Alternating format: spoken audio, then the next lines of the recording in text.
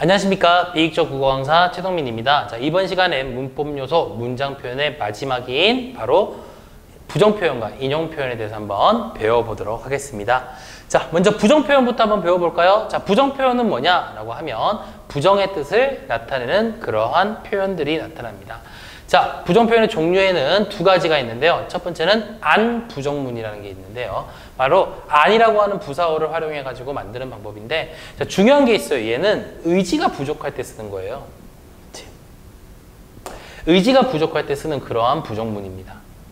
이해가 되셨나요? 그러니까 나는 밥을 안 먹었다 그러면 외부적인 상황에 의해서 안 먹은 게 아니라 내가 먹기 싫어서 안 먹은 거예요. 그치? 안 먹었다. 이해가 됐니? 또 공부를 안 한다 그러는 건 누가 외부적인 상황 때문에 안 하는 게 아니라 내가 하기 싫어서 안 하는 거죠. 그치?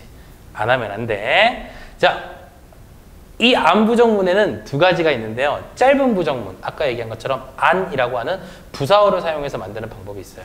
나는 그를 안 만났다 라고 하면 만나지 않았다는 부정 표현을 아니라고 하는 부사어를 가지고 표현하는 거죠. 그리고 두 번째로 긴 부정문이 있는데 이 아니라고 하는 걸 좀 변화시켜줘요. 아니하다, 뭐뭐지 아니하다, 뭐뭐지 않다 이렇게 바꿔주는 거죠. 그래서 나는 그를 만나지 않았다 라고 이야기하죠. 뭐 한 가지만 더 설명을 해주자면 짧은 부정문이든 긴 부정문이든 의미적으로는 차이가 없다라고 하는 거, 그냥 표현의 차이만 있는 거지 차이는 의미적인 차이는 전혀 없다라고 하는 거 알아두도록 하세요. 자, 안 부정문은 뭐가 부족한 거? 의지가 부족한 거라 그랬죠? 그럼 두 번째로 못 부정문 볼게요. 이거는 능력이 부족한 거예요. 능력이 부족한 거예요. 공부를 못했다라고 하면요, 자기가 능력이 안 되는 거예요. 근데 선생님 생각은 그래. 공부라고 하는 건요, 못하는 게 없는 것 같아요.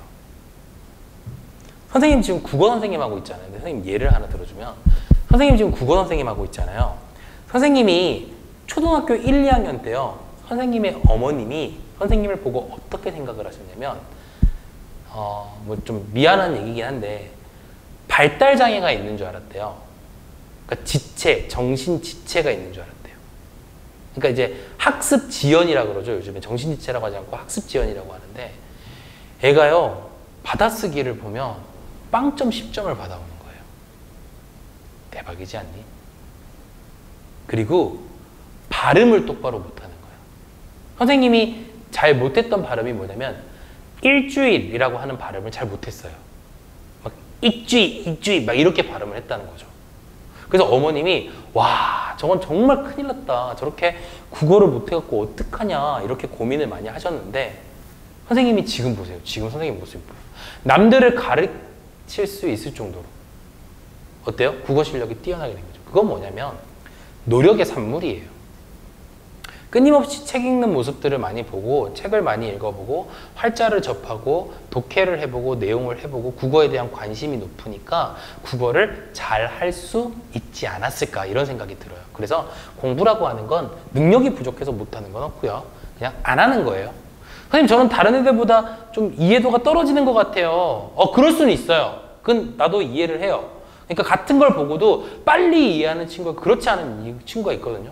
그러면 빨리 이해하는 친구만큼의 노력을 하시면 되는 거예요. 근데 그만큼의 노력을 안 한 거예요. 이해가 됐니? 그래서 공부는 못하는 게 아니라 안 하는 거예요. 알겠지? 여러분들 공부를 하고 나서 그 다음에 된다 안 된다를 이야기해야 됩니다. 정말 열심히 최선을 다해서 했는데 안 되는 친구는 거의 못 봤어요. 자, 각설하고요. 못 부정이라고 하는 건 뭐가 부족한 거다? 능력이 부족한 거다 라고 하는 거죠. 자, 역시 못 부정보다 짧은 부정문이 있어요. 못. 나는 그를 못 만났다 이렇게 이야기하죠. 그죠? 근데 이거는 내가 그러니까 만나기 싫어서 안 만난 게 아니고요. 만날 수 없는 외부적인 상황이 있었다는 거죠. 그렇지? 뭐 그가 안 나왔다거나, 그렇지? 또는 뭐 약속 장소를 잘못 알았거나, 뭐 이런 식으로 못 만났다라고 하는 외부적인 상황 때문에 능력이 부족해서 못 만나는 거고, 자, 긴 부정문을 보면은 뭐뭐지 못하다라는 말로 바꿀 수가 있죠. 나는 그를 만나지 못했다 이런 식으로 역시 똑같습니다. 짧은 부정문이든 긴 부정문이든 두 개의 의미 차이는 없습니다. 단 표현의 차이만 존재한다라고 하는 거 여러분들이 알아두시길 바라겠습니다. 자, 이번엔 부정 표현을 지나서요 인용 표현을 한번 보도록 할게요. 선생님 인용 표현은 그냥 한 번에 쭉 한번 나열해 봤습니다. 자, 보면 인용 표현은 다른 사람의 말을 끌어다 쓰는 그러한 표현인데요. 자, 인용 표현의 종류에는 직접 인용이라는 게 있습니다. 직접 인용 표현. 이게 뭐냐면 다른 사람의 말이나 글을 이게 중요한 포인트인데 원래의 형식과 내용을 어떻게 하는 거? 그대로 유지한 채 인용하는 방법이 된다라고 하는 거죠. 볼까요? 자, 근데 이것을 사용하는 방법이 큰 따옴표를 가지고 사용하면은 얘는 뭐가 된다? 직접 인용이 되고요. 조사 라고를 사용해도 직접 인용이 된다라고 하는 겁니다. 예를 들어 볼까요? 아까는 배가 불러 못 먹겠다라고 하더니 이렇게 얘기했죠. 큰 따옴표 사용했어요? 안 사용했어요? 사용했죠. 그 다음에 여기 뒤에 보니까 인용된 문장 뒤에 뭐가 붙어 있습니까? 라고가 붙어 있습니다. 그렇지. 조사라고. 그래서 이 표현은 바로 무슨 표현이 된다? 직접 인용 표현이 된다. 이렇게 우리가 볼 수 있고요. 그 다음에 이번엔 간접 인용으로 한번 가보도록 할게요. 다른 사람의 말이나 글을 원래의 형식은 유지하지 않고, 그쵸? 형식은 바꾸는 거예요. 대신에 내용만을 끌어다가 자신의 말로 바꾸어 인용하는 방법이에요. 자, 여기에서는 큰 따옴표를 사용하지 않습니다. 그리고 조사 고를 사용한다라고 하는 거죠. 그렇지? 예를 볼까요? 아까는 배가 불러 못 먹겠다고 하더니 라고 표현했죠. 여기서 인용 표현은 배가 불러 못 먹겠다고 하더니 이렇게 표현한 거죠. 큰 따옴표도 없고요. 조사 뭐가 붙어 있습니까? 고가 붙어 있습니다. 이런 식으로 표현하는 것을 우리는 뭐라고 한다? 간접 인용이라고 이야기를 한다라고 하는 겁니다. 자, 여기까지 해서 의문부터 문법 요소까지 우리가 하나의 문법을 다 완강을 한번 해봤습니다. 자, 정말 고생 많이 하셨고요. 여러분들이 선생님이 강좌를 찍어 놓으신 걸 보시면 아시겠지만 굉장히 세부적으로 토막을 내서 강좌를 찍어 놨잖아요. 여러분들이 문법이라고 하는 것은 첫 강에서도 얘기했지만 사탕 같은 거라고 얘기했죠. 자꾸 까먹어서 문제가 된다는 거예요. 그렇기 때문에 여러분들이 끊임없이 계속 반복적으로 공부를 하셔야 되고 잊어버리지 않게 계속 노력을 하시고 복습을 하셔야 됩니다.